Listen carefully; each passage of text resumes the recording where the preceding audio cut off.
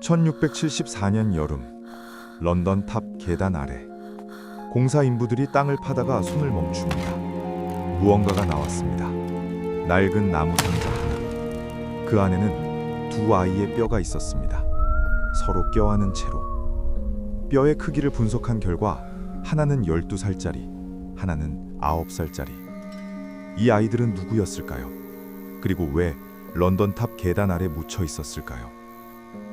이 이야기는 190년 전으로 거슬러 올라갑니다. 한 남자가 있었습니다. 조카를 지키겠다고 무릎을 꿇은 남자.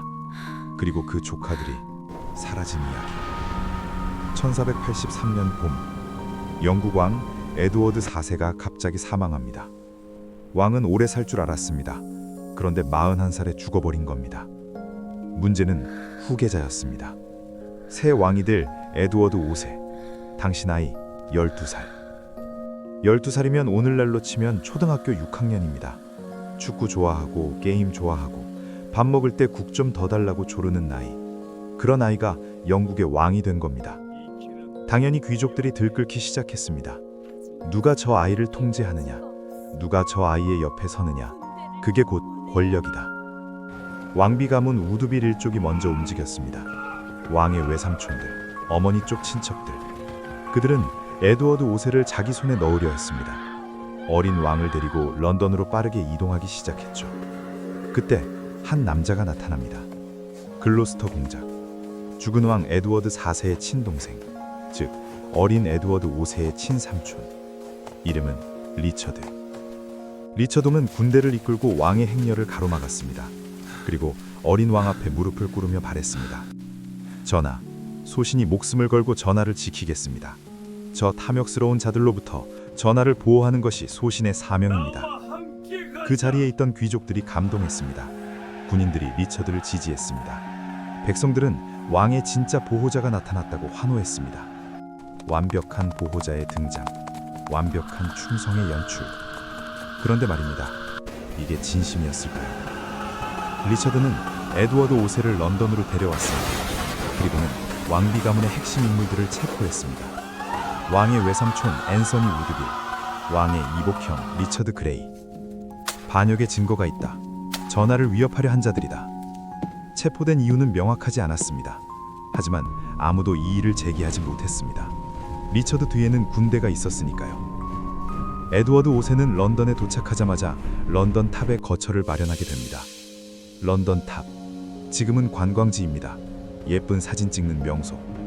그런데 1483년 당시 런던 탑은 그냥 왕궁이 아니었습니다. 왕궁이자 감옥이었습니다. 리처드는 말했습니다. 대관식 준비가 될 때까지 여기서 쉬십시오. 안전한 곳입니다. 그리고 에드워드 5세는 그 탑을 다시는 나오지 못했습니다. 리처드는 생각하고 있었습니다. 에드워드가 성인이 되면 나는 필요 없어진다. 왕비 가문이 복권되면 나는 숙청된다. 내가 살려면 내가 왕이 되어야 한다. 그런데 문제가 있었습니다. 에드워드 5세는 합법적인 왕이었습니다.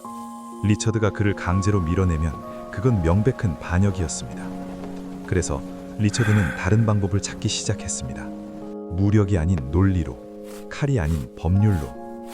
그리고 그 논리는 얼마 지나지 않고 만들어집니다. 합법적인 쿠데타. 1483년 6월, 한 성직자가 갑자기 충격적인 주장을 합니다. 에드워드 4세의 결혼은 처음부터 무효였습니다. 무슨 소리냐고요? 에드워드 4세가 왕비와 결혼하기 전에 이미 다른 여자와 비밀 약혼을 했다는 겁니다. 약혼 상태에서 다른 여자와 결혼했으니 두 번째 결혼은 법적으로 무효. 그렇다면 에드워드 5세와 동생은 사생아는 왕위를 이을 수 없습니다. 그렇다면 정당한 왕위 계승자는 에드워드 4세의 남동생 리처드 글로스터 공작입니다. 어디서 많이 본 방식 아닌가요? 조선의 수양대군, 조카 단종을 밀어내기 위해 아버지 세종의 뜻을 왜곡하고 정댁들을 역모로 몰았습니다. 역사는 반복됩니다. 권력을 빼앗는 방식은 동양이든 서양이든 500년 전이든 1000년 전이든 놀라울 정도로 비슷합니다. 의회는 이 주장을 받아들였습니다.